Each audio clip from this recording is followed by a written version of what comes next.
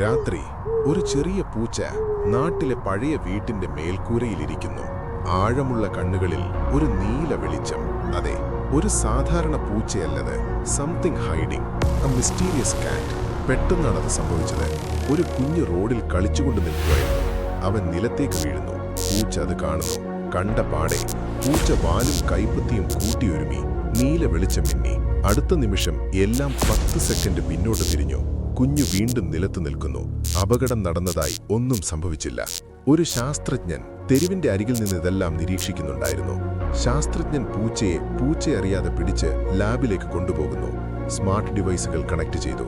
സ്ക്രീനിൽ ദൃശ്യങ്ങൾ തെളിഞ്ഞു വരുന്നു. പൂച്ച കൈപ്പത്തിയും വാലും തമ്മിൽ ഉരസുമ്പോൾ ഓരോ നിമിഷവും പൂർണ്ണമായും തിരുത്തപ്പെടുന്നതായി കാണപ്പെട്ടു. അത് വീണ്ടും വീണ്ടും പുനരാവർത്തിക്കുന്നു. നീ ഇതെങ്ങനെ ചെയ്യുന്നു? ശാസ്ത്രജ്ഞൻ ചോദിച്ചു. പൂച്ച കണ്ണു തുറന്നു. ഒന്നും പറഞ്ഞില്ല. പൂച്ച കണ്ണുകൾ അടച്ചു. കൈപ്പത്തിയും വാലും കൂട്ടിയൊരുമി.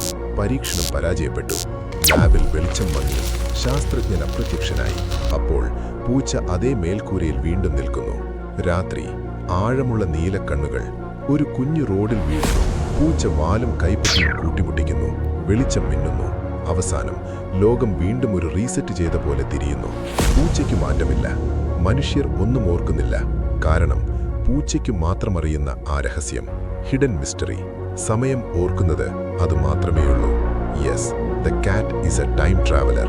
അടുത്ത വീഡിയോക്കായി ചാനൽ സബ്സ്ക്രൈബ് ചെയ്യൂ.